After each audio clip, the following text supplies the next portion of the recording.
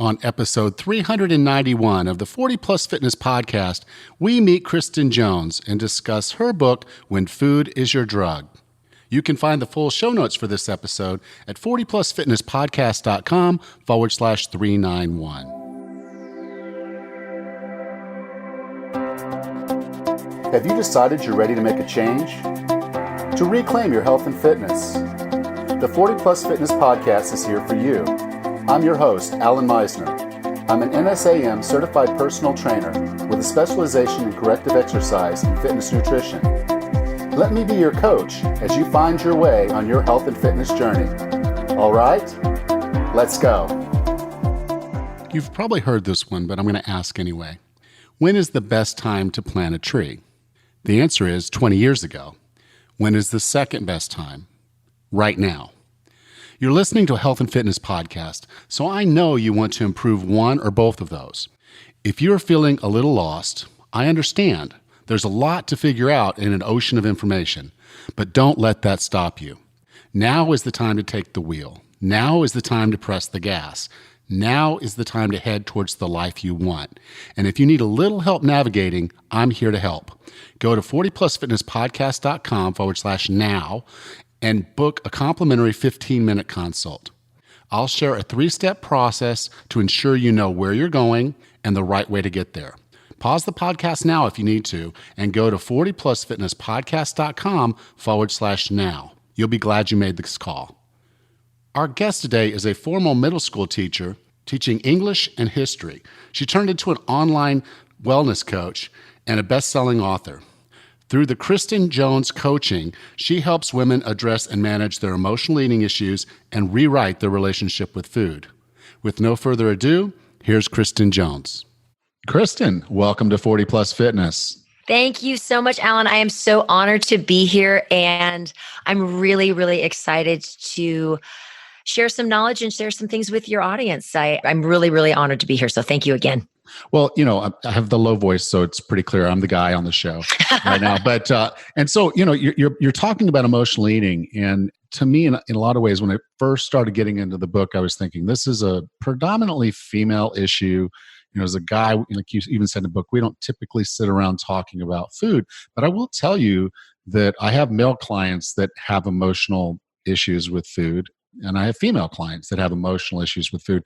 And we have those regular conversations. So it was really refreshing to kind of have a book like yours where you really, it's a concise book, but you really got in there and bore your soul and use that as a perfect example for someone to go through these exercises to discover why they're having an issue with food that's not about the food as much as it's about what the food does for them emotionally. Mm-hmm. Absolutely. Absolutely. I actually, the process that I use in the book and that I used on myself and then I used with my clients was something that was exposed to me when I actually did some work with a life coach in relationship to some money issues that I was having. And so we went through the process of accepting situations, forgiving, and then rewriting. And it was really, really powerful for me. And so it was one of those things where I kind of morphed that into what I knew had worked for me in regards to another issue. And I was able to then take that and use that with my own experiences and my own issues with food, which has gone back for me as early as I can remember, probably using food in a way that wasn't because I was hungry. That would I can say I can go back to maybe being 7 or 8 years old and remembering circumstances where food was used in a way that wasn't just about getting nutrients. It was about making me feel better. Yeah, obviously, you know, we have to eat. You know, there's people that have alcoholism, or they'll have a drug substance abuse, or they'll have a gambling issue or sex issue, or something's going on in their lives where they're doing something they know is unhealthy, but they can't necessarily stop themselves from doing it. How does someone recognize emotional eating? What is emotional eating, and how can we recognize if it's happening to us?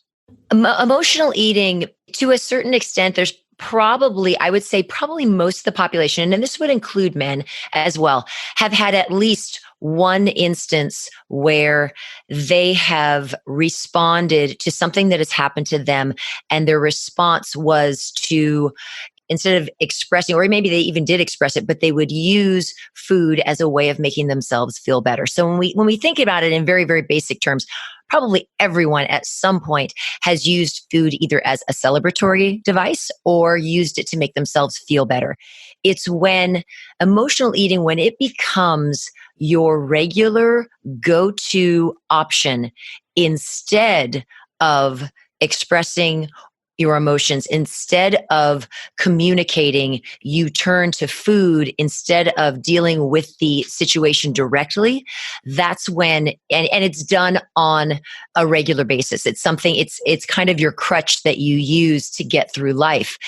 That's when it begins to be a problem. It's the same thing. Most of the population, a lot of the population drinks alcohol. It's when you can't get through a certain situation without alcohol that becomes a problem. It's the same thing with emotional eating. If you can't get through an emotional episode or something in your life without turning to food on a regular basis, that's when you need to be a little bit more aware of, like, there might be a problem here. I might not be using my words, instead I'm using food to get myself through certain difficult situations. Yeah, and you had said it in the book so aptly. It's like, we don't go after broccoli for this. We're typically going after foods that are high fat, high sugar. Absolutely, they're going to give us that rush, that almost drug like euphoria. The endorphins, the whole dopamine, and all of that is going to be happening. Mm-hmm. Absolutely. And it's a great segue into the difference between emotional eating, emotional hunger, and physical hunger, because physical hunger gradually builds. And when you're physically hungry, you can have a salad. You can make that decision of, I'm going to have my salmon, and I'm going to have some rice and some broccoli, and I'm going to have a good, well-rounded meal. And I'm going to eat it in a way that is, sitting down, eating at a table with a fork and a knife. And that is a response to physical hunger. Again, there's a gradual buildup. You want to eat something. You can make a rational decision about what it is that you want to eat. And in a lot of cases, people make wise choices in that way. With emotional hunger can come on almost instantaneously. And it triggers in your body that response for the high fat, the sugar, because it needs that comfort. And it needs those chemicals and that reaction and the blood sugar and the elevation of our blood sugar. It needs that in order to make a person feel better. And so, we're not going for broccoli. We're not going for carrot sticks and hummus when we have an episode of emotional eating. It's always going to be those things that are going to make us, that are really going to be identified as comfort foods, because that is exactly what it's doing. It's comforting us. Now, you said something that was very important that I don't want to gloss over here, because I do think we need to dive in. The difference of sitting down at the table with a knife and fork versus hiding in the pantry, scarfing a box of cookies. Can you kind of go over that a little bit? Because I think there's probably going to come up in one of your triggers, or at least, an understanding that there's something going on. Can you kind of talk through that? Oh, absolutely. When you use food in a way that, and I kind of always use the term inappropriately, when you use food inappropriately, not what it's originally based upon, or how it's originally should be used with our bodies, there is a certain degree, a person, I'm going to make a generalization, but I'm going to say that in most cases, people know that this is not right. Like, I knew I had a funky relationship with food. I could not tell you what it was. I couldn't put a name to it. I knew I wasn't anorexic and I wasn't bulimic, but I knew there was something that wasn't right. But I didn't want to look at it. I just was like, this is just the way I do things. And so, because I knew in my heart, kind of in the back recesses of my mind, that this was not what other people did, there was a degree of shame associated with it. And so with shame comes that need of wanting to keep that secret and wanting to not let people know what was going on and what you were doing. And so what happened for me was, I very much isolated myself, and I would eat at night. I was a nighttime eater. My family still laughs about, we still joke about how if somebody thinks somebody's breaking in the house, no, you better check. It's probably Kristin in the refrigerator. And that would be the truth, that I would be getting up at 1 o'clock in the morning and going, padding out to the kitchen and slowly opening the door of the refrigerator to check and see what I could have at that particular moment. And so there's definitely, like I say, a degree of shame, and you isolate yourself because you don't want anybody to see what you're doing, and you also don't want to be called on it. You don't want to, because you don't want to have to face it. And so that hiding, the shame, a lot of people will hoard food, and I can remember doing that as well. I write about in the book how, because I was not, as a young person, I was not allowed to express my emotions if I got in trouble, or if something went down in the house that I didn't agree with. I was not really allowed to say that I disagreed. I wasn't allowed to disagree with an adult. And so if I got upset about something, I would be sent to my room because I wasn't allowed to say how I really felt. So I would be sent to my room. And I started to realize, well, if I'm going to be sent to my room and no one's going to come check on me, and I'm going to be down here by myself and I'm feeling terrible, I should probably have some food in my room so I know that I can take care of myself and I can make myself feel better. And so I gradually started making sure that I had what I would call rations in my room to make sure that I was taken care of during those situations when I was left kind of emotionally needy, and would be able to take care of myself. So yes, absolutely. There's a huge element of secrecy and of isolation, that you want to isolate yourself from others because you don't want people to find out what you're doing. Yeah, and I think that's so hard because I guess subconsciously you're just doing this. You don't want people to know you packed up all these desserts from the event and you're taking them home. Absolutely. and you don't want anybody to know that. But now it's time for you to kind of say, okay, well, I've got to figure this out because, if you're wanting to lose some weight, or you realize that this behavior is really starting to adversely affect your overall health. And obviously there's some happiness issues there as well. So your total wellness is really can be devastated by this. We're looking for triggers. We're looking for what are the things that are making you do this, because if you can figure those out, you can start putting together strategies to combat them, to make sure that you don't go off the rails every time. Can you go through, in the book, you have 9 triggers. Can you go through those 9 with us real quick? Sure, absolutely. So what I do with my clients is I ask them, and I think it's really helpful I ask them to think back to the last time they felt an episode of emotionally, or they can recognize when they were emotionally eating. What was the event that happened right before that? What was the circumstance that happened right before that? And when you can be aware of what your circumstances are, or what things are said, or what people you're around, you can then become much more, that oftentimes awareness is a huge thing, because people just become more mindful. They become more present, because what happens is emotional eating takes you out of that present moment and takes you to your proverbial happy place. And you go there and it's like, okay, I can deal with this now because I've got my ice cream, I've got my cookies, and I can just be, and I can make myself happy. And so I ask my clients to really look back at what are those circumstances, situations. Is it an argument? Is it a person that you're around? So oftentimes, and then they can look at, okay, so when I'm in those situations, how can I prepare myself to better be able to cope with what my reactions are going to be to things that happen around me? Yeah, just punch them in the face. I don't.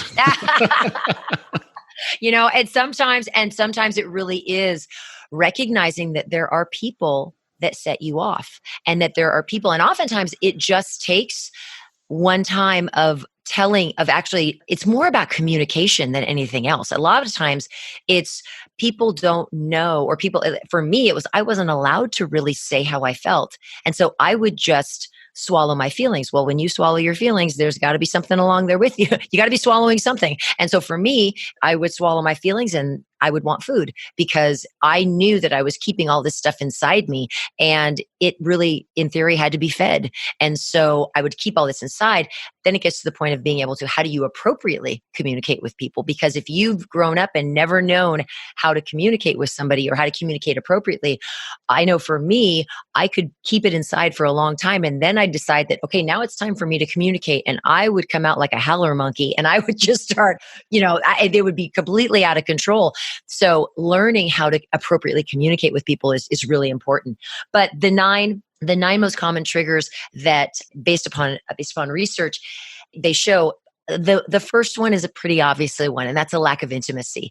And so when people are lacking physical touch, they're lacking close bonds and close friendships and close relationships, food oftentimes can become a replacement for that. And that unfortunately can be something that somebody could have throughout their life. It could be situational. Somebody has a breakup.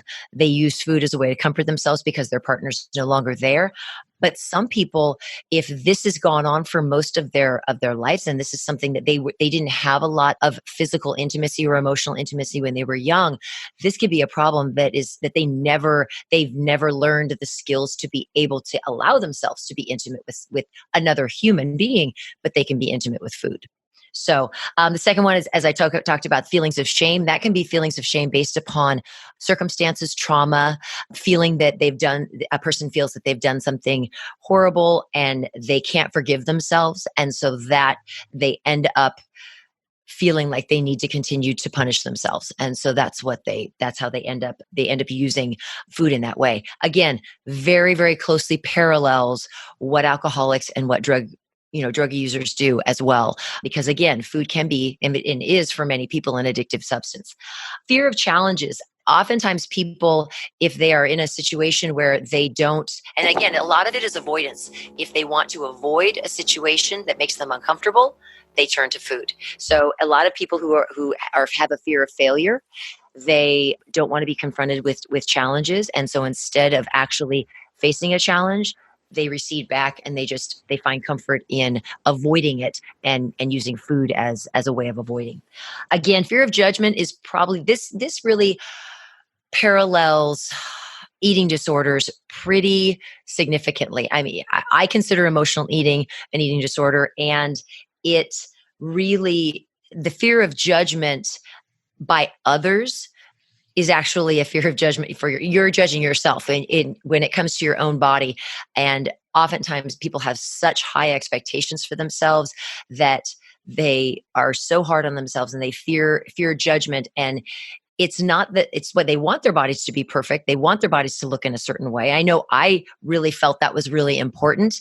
And so then the question is, well, why would you sabotage yourself by eating these things that you shouldn't be eating? And the answer for me was, well, I want to be in control of that. I want to make the decision that if I'm going to go off the rails, it's my decision. It's not going to be because somebody else caused me or because somebody else made me feel badly.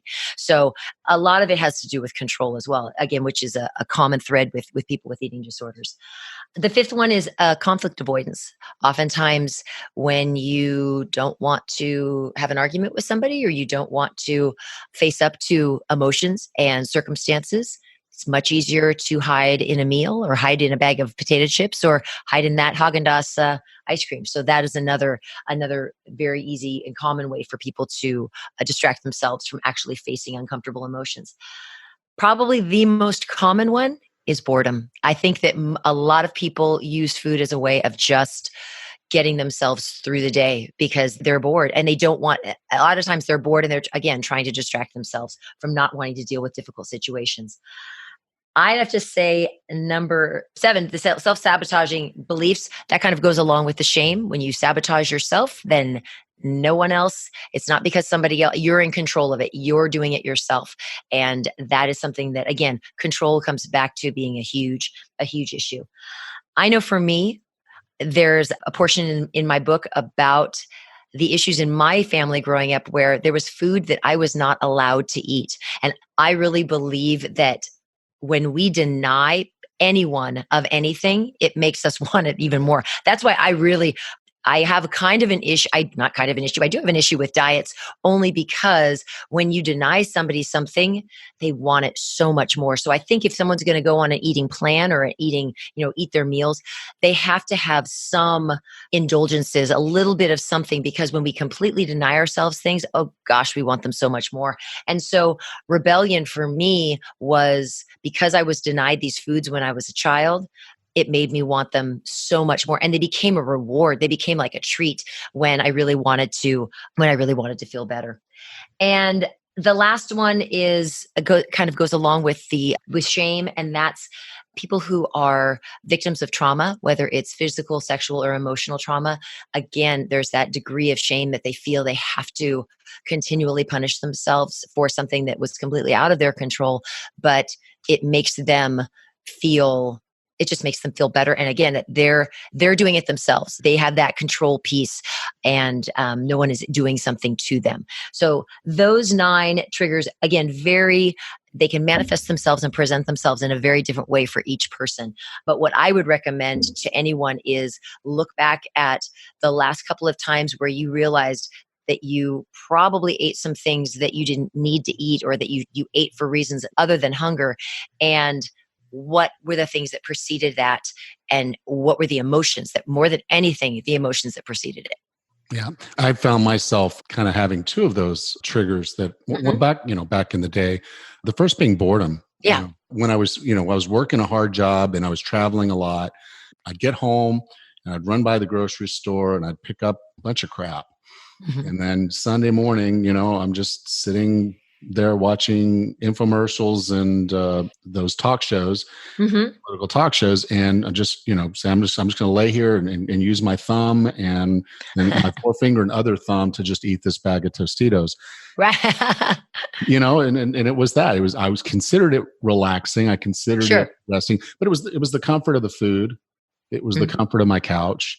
And the reward of a hard week at work. And absolutely. And then another time that I kind of found myself, going off the rails in different ways was whenever I had to deal with the CEO of our company. He was just a brutal, brutal person.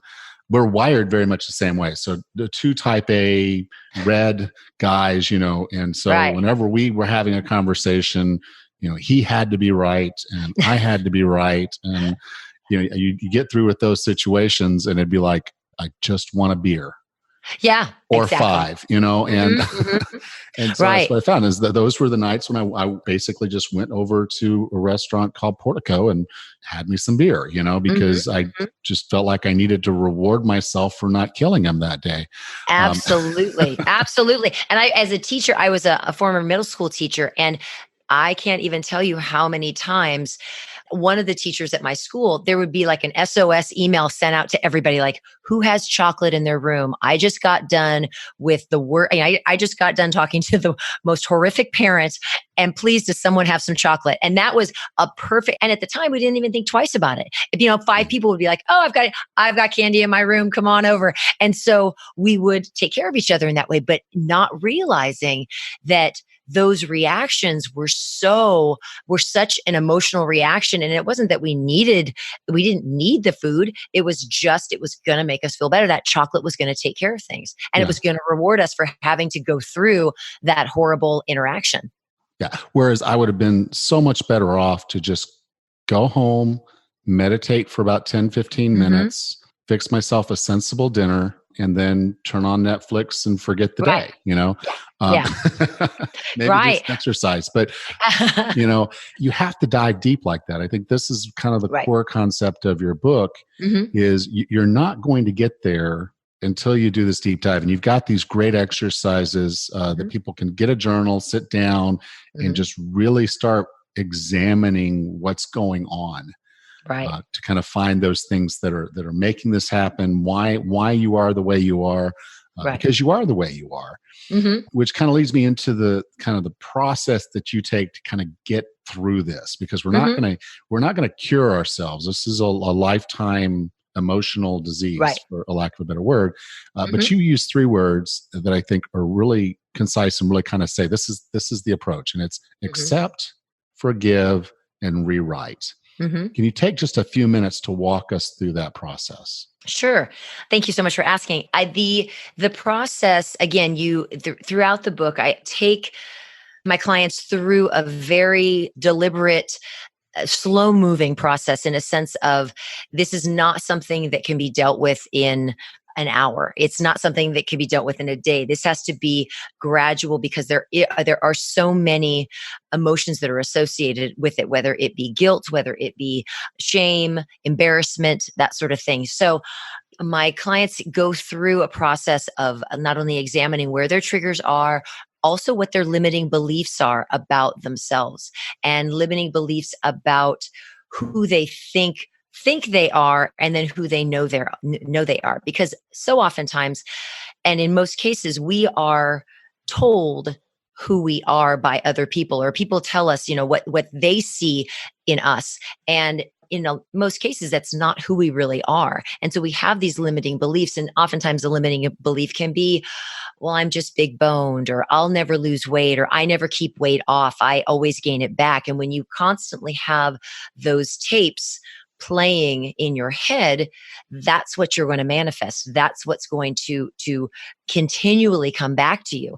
And it's not a surprise when we really think about it, why the diet industry is so popular and will continue to be so popular, is because people lose weight, they change their lives, they make decisions, they do what they need to do, they lose the weight, and then for some reason, why do they go back to those habits? Well, our minds are so incredibly powerful that if you have that negative tape playing, it's going to come back. It's going to continually play whether you want it to or not.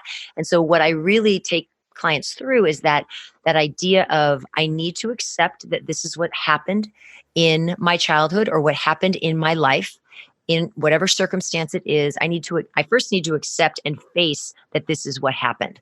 Because so oftentimes I don't think we even acknowledge that these things happen, because we all want to have a great childhood. We all want to have a great life. And so sometimes you just think, well, if I ignore it, then it'll go away. That it really didn't happen if I ignore it. And so having to peel back those layers and have to look at, okay, so what were these things that happened that I need to look at and say, okay, yes, I acknowledge that did happen, and that felt really, really bad, and I really didn't like it. And it was because of, sometimes it's because of a caregiver, sometimes it's because of some person in your life. And we always have to remember that every person is doing the best they can given their circumstances and given where they are. And I don't believe that at our core that anyone is a bad person. It's, we all are trying to get by based upon the information, the knowledge, the education, and the upbringing and the modeling that we've been given to us. And so when people do things that aren't very nice, it's almost always a reaction because somebody has done that to them. That's been their learned behavior. And so we have to then forgive when people have done things to us. We need to forgive, because we are not forgiving them. We're not condoning their behavior. We're not saying it's okay. And we're not even forgiving for them. We're forgiving for ourselves. Like when we forgive somebody, it's about us letting it go, because for most people who have emotional eating issues and issues that have come up in their childhood related to food, they are holding on to that. And when you hold on to something and you keep it in your body, like anything else, it has to be fed. And that's where that relentless need for food comes in. And oftentimes people don't understand why. And I'm sure you've heard this before with your clients. You give them a meal plan and they say, oh my God, I'm hungry all the time. Like this is not enough food. I'm always hungry. That's when, as a trainer and as a person, people need to stop and go, okay, are you really hungry, or is there something else going on? So it's that we need to forgive to get that out of us. We have to almost purge ourselves of those emotions and those things that we've held on to. And so once we can accept it, that it's happened, and we forgive the person or the circumstance or the institution or whatever it is that we forgive, then we can actually take whatever's happened and rewrite it. And I'm not saying go to La La Land or the Pollyanna, like, oh, I had this great upbringing. But you have to look at circumstances, and there is not a circumstance in anyone's life that they can't find something positive or something good that they got out of it. So when I look at the circumstances when I was growing up and when I was sent to my room and I wasn't allowed to express emotions, I can look back on that and say, oh gosh, my dad did this to me and I don't know how to express emotions. What I did learn was I learned that there was an appropriate time and there was an appropriate place for me to express emotions. So I am not a person who goes into circumstances and just flies off the handle. I'm not one of those people who goes to a store and starts yelling at somebody because they're not going to give me my money back. I've learned that I need to control my emotions. There's a certain time and place for me to express my emotions, and I will do that in a place that's appropriate where I don't hurt another person in the process. That's what I can find positive about what happened in my childhood that really wasn't very good, but I can look at it and I can say, you know what? I got a really good quality out of that. And I can turn that around and make it something that's going to benefit me. And every person has things that have happened to them that every opportunity, every circumstance is a learning opportunity. And if we don't take the opportunity and we don't take the time to find what the positive is, we are one, completely missing out on growing as human beings, but also we're keeping ourselves in a really negative place. And so it's really about learning to look at circumstances and say, okay, what positive thing can I glean from this circumstance that I can then make a benefit for me? And that's what I do as I take my clients through and I have them recognize where those things that appear to be really negative, how can we find a positive? How can we make that something that is a good thing for you? And it totally will change how you look at those circumstances. Yeah. I'm like maybe the world's biggest introvert.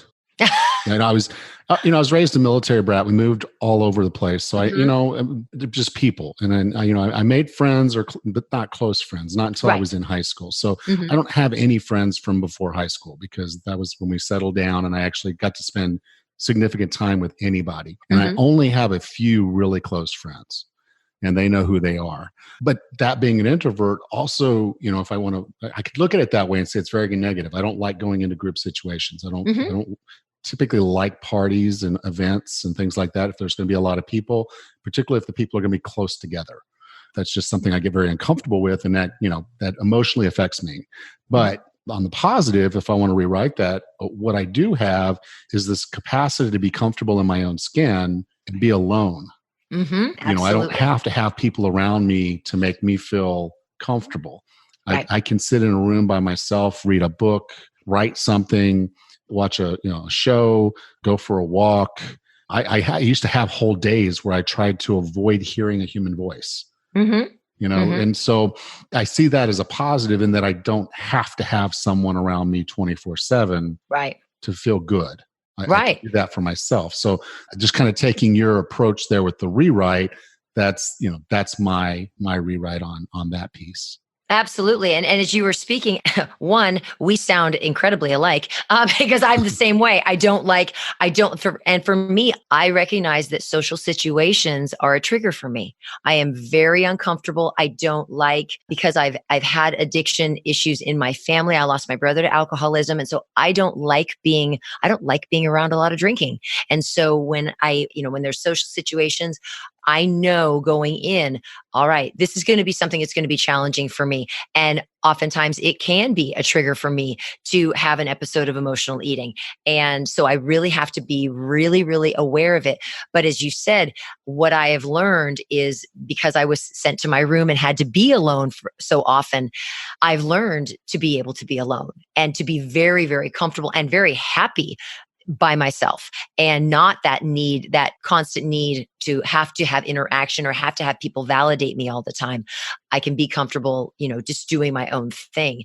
And in a lot of circles, they call it FOMO, the fear of missing out. Oh, I do not have the fear of missing out. I'm fine. I'm fine being home. I don't mind that at all. But it really is. It's all in your perspective, and it's all in how you choose to look at a given situation. I write about in the book about how, like in the late 90s, there were all those talk shows where, they'd, Sally Jesse Raphael and Geraldo, and they'd have people come on and they would talk about, I was abused or something happened to me 25 years ago, and they're still so angry. And I think, oh my gosh, like you've lost 25 years of your life being angry and holding all of that inside of you. And it's like, we as a society, I think sometimes that's why there's so much unhappiness at times, because people are just they're holding on to resentments and anger and things that have happened to them. And if they just would let them go and just move on, life could be so, so much better and so different for them. So it's really, it's a pretty powerful process. And and it can be applied to any area of anyone's life. Yes. Kristin, I define wellness as being the healthiest, fittest, and happiest you can be. What are 3 strategies or tactics to get and stay well? I am a firm believer that wellness 100% comes from the inside out, and it comes from how we feel about ourselves. That if we don't truly love ourselves and love who we are, that has to be the basis of anything we do. I mean, you can work out at the gym 7 days a week, you can eat clean, you can do all these fabulous things. But if you have those negative tapes playing and you're buying into limiting beliefs that other people have put on you, and you're not truly in love with yourself, all that stuff is just on the surface. It's all a shell, and it's all protective. We have to get to truly being good with ourselves and loving ourselves totally. So I would say the three strategies that can make that, that can facilitate that to happen. You mentioned one of them. I am a strong believer in meditation and in quiet time, and really being comfortable with yourself and being still and just allowing your mind to slow down and turning off those negative tapes so often that we have playing in our heads. So meditation is one. The second one is, I am an absolute firm believer in a daily dose of affirmations and positive things that we say to ourselves about ourselves, and reinforcing those beliefs and those qualities within ourselves. We cannot look to people on the outside to make us feel good, and we can't look to people to tell us how wonderful we are. We have to believe it, and we have to tell it to ourselves. A great strategy for doing that is, my cousin used to have index cards, and she would write her affirmations and strategically place them around her house. So sometimes you'd open up the refrigerator and there would be an affirmation hanging in the refrigerator, not about food, but just about her as a person and what she was striving for and what goals she was working towards. And she'd have them in random spots around the house, in places that she frequently, there was frequent traffic for her. And she was able to reinforce those beliefs that she has about herself. So I strongly believe in affirmations. And then the last strategy that a person can do is daily gratitude and being grateful for what we have, because the more we're grateful for what we already have, the more that's going to come into our lives. And the more we're going to send out that energy of gratitude and love, and the more of that good stuff and that love is going to come back to us. The better we feel about ourselves, that just in turn then makes us want to go to the gym, makes us want to eat healthy, makes us want to be kind to other people and help those around us. And it just is that ripple effect that just can't be, it just can't be diminished. It's just the center of where we need to go as a society. Kristin, thank you so much for sharing that. I really enjoyed that. If someone wanted to learn more about you, about your book, When Food is Your Drug, or the coaching that you do, where would you like for me to send them?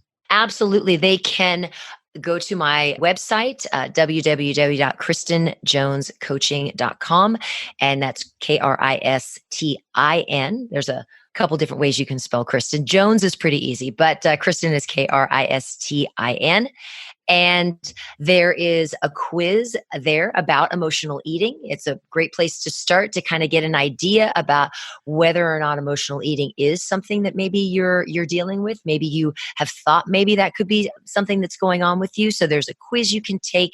There's information about me and about what I offer. I love. I was like I said, I was a teacher for 17 years. So at my heart, I am an educator, and I love just working with people and really getting to those places where people can really look at the things that they are doing and how they can it's change, but it's getting back to who we really are. And I think sometimes we forget who we are because of all of the other things that go on. So I love one-on-one private coaching. I also do some group coaching programs as well.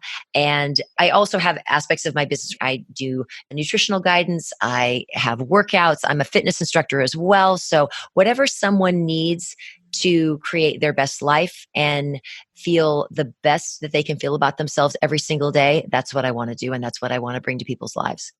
Cool. Well, you can go to 40plusfitnesspodcast.com/391, and I'll be sure to have a link there to Kristin's website. So Kristin, thank you so much for being a part of 40 Plus Fitness. Absolutely. Thank you so much, Alan. I think it's wonderful what you're doing. And just, again, thank you so much. And thanks to the listeners. And if anything I've said has resonated, please don't hesitate to come to my website. And I would love to spend some time with them. So thank you again. How how did you enjoy today's episode? Conquering our food issues is a huge first step in finding wellness. It isn't easy, but it is something you can do, especially if you have the support you need. Now is the time to take action, and I'm here to help. Go to 40plusfitnesspodcast.com/now and book a complimentary 15-minute consult. I'll share a 3-step process to ensure you know where you're going and the right way to get there. Do this before you forget. Go to 40plusfitnesspodcast.com/now. Next time on the 40 Plus Fitness Podcast, we meet Michel Ufer and discuss his book, Mental Toughness for Runners. Until then, have a happy and healthy day.